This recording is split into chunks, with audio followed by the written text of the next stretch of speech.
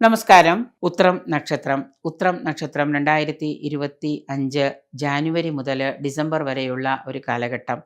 ചിങ്ങക്കൂറുകാരും കന്നിക്കൂറുകാരുമായിട്ടുള്ള 2 രാശിയിൽപ്പെടുന്ന ഉത്തരനക്ഷത്രക്കാരുണ്ട്. ചിങ്ങം രാശിയിൽപ്പെടുന്ന ഉത്തരനക്ഷത്രക്കാർക്ക് ശനി അഷ്ടമത്തിലൂടെയാണ് സഞ്ചരിക്കുന്നത്. കന്നി രാശിക്കാർക്ക് പൊതുവെ ഗുണങ്ങൾ കൂടിയിരിക്കുന്ന ഒരു വർഷമാണ് 2025 എന്ന് പറയുന്നത്. പൊതുവിൽ ഇവർക്ക് ഗുണങ്ങൾ കൂടിയിരിക്കുന്നൊരു കാലം തന്നെയാണ്.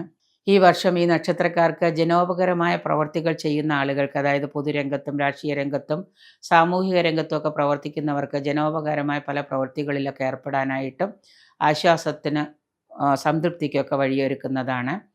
അംഗീകാരമൊക്കെ ഇവർക്ക് ജനമധ്യത്തിൽ നിന്ന് നല്ലതുപോലെ ലഭിക്കുന്ന ഒരു കാലഘട്ടം തന്നെയാണ്. ധാരാളം കാര്യങ്ങളൊക്കെ ഏറ്റെടുത്ത് നടത്താൻ സാധിക്കുമെങ്കിലും പലതും പറഞ്ഞ സമയത്തിനുള്ളിൽ പല പദ്ധതികളും പറഞ്ഞ സമയത്തിനുള്ളിൽ ചെയ്തു തീർക്കാൻ സാധിക്കാതെ വരുന്നതാണ്.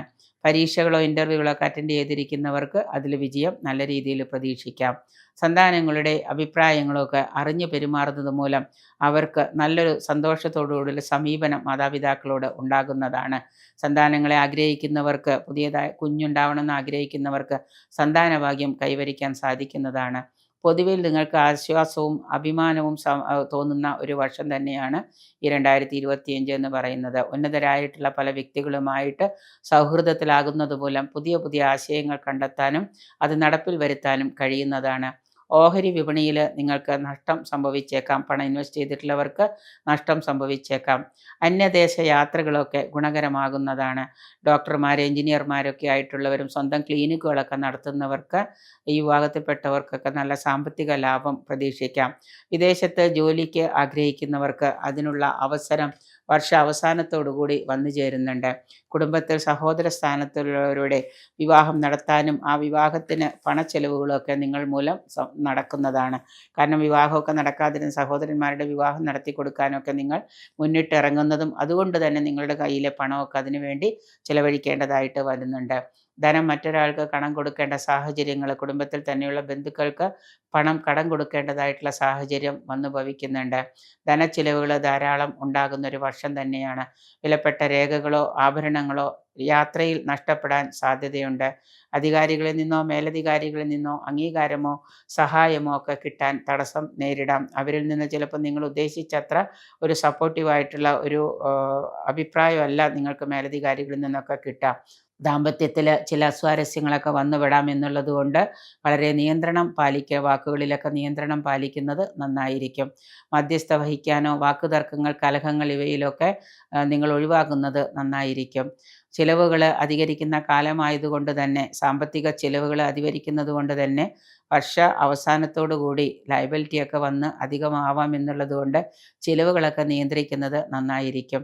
സർക്കാരിൽ നിന്ന് സാമ്പത്തിക സഹായം, ലോണുകളോ മറ്റോ ഒക്കെ ലഭിക്കുന്നതാണ്.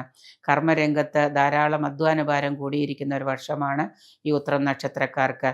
ചില പ്രവൃത്തികളൊക്കെ നിങ്ങൾക്ക് ചെയ്തു തീർക്കാൻ സാധിക്കാത്തത് കൊണ്ട് വർഷാവസാനത്തോടു കൂടി അത് വേണ്ട എന്ന് വെച്ച് അത് ഉപേക്ഷിക്കുന്നത് നന്നായിരിക്കും. ചില ചിന്തകൾ, അമിതമായിട്ടുള്ള ചില ചിന്തകൾ നിങ്ങളെ മനോദുഃഖത്തിലാഴ്ത്തുന്നതാണ്. ആത്മീയമായിട്ടുള്ള ചില ചിന്തകളും ആത്മീയമായിട്ടുള്ള ചില പ്രവൃത്തികളും ഒക്കെ നിങ്ങൾക്ക് കൂടുതൽ മനസ്സിന് സുഖം കൊണ്ടുതരുന്നതാണ്. വ്യായാമം, മെഡിറ്റേഷൻ, അതുപോലെ തന്നെയുള്ള ചില പ്രവൃത്തികളുമൊക്കെ, അതായത് നിങ്ങളുടെ ജീവിതത്തിലൊരു ദിനചര്യ വരുത്തുന്നത് നന്നായിരിക്കും. ധാരാളം അതുകൊണ്ട് തന്നെ ചില ഉയർച്ചകളൊക്കെ നിങ്ങൾക്ക് നിങ്ങളുടെ ജീവിതത്തിൽ വന്നു ചേരും. ജീവിതത്തിൽ ഒരു യൂഷ്വലായിട്ട് ചില കാര്യങ്ങൾ, മെഡിറ്റേഷൻ പോലെയുള്ള കാര്യങ്ങളൊക്കെ ചെയ്യുന്നത് നന്നായിരിക്കും. സ്വന്തം നിരപരാധിത്വം തെളിയിക്കാൻ സാധിക്കാത്തത് മൂലം ചില അപവാദങ്ങൾക്കൊക്കെ വർഷാവസാനം പാത്രീഭവിക്കുന്നതാണ്. ബന്ധുക്കളൊക്കെ പലരും ശത്രുക്കളായി മാറുന്ന പല പ്രവൃത്തികളും നിങ്ങളിൽ നിന്ന് വന്നു ചേരുന്നതാണ്. വിദ്യാർത്ഥികൾ ആഗ്രഹിച്ച തലത്തിലുള്ള പഠനത്തിന് വേണ്ടിയിട്ട് ധാരാളം കഠിന പരിശ്രമം ചെയ്യേണ്ടതായിട്ട് വരാം. കൂടുതൽ ഉത്തരവാദിത്തങ്ങൾ ഏറ്റെടുക്കേണ്ടി വരുന്നൊരു വർഷമാണ് ഈ 2025. ക്ഷീര കർഷകർക്കും നെൽ കർഷകർക്കുമൊക്കെ വർഷമധ്യത്തോടുകൂടി ഗുണങ്ങളൊക്കെ ലഭിക്കുന്നതാണ്. 2025 എന്ന് പറയുന്ന ഈ ഒരു വർഷം കൂട്ടു ബിസിനസ്സിൽ നിന്ന് പിന്മാറുന്നത് വളരെ നല്ലതായിരിക്കും.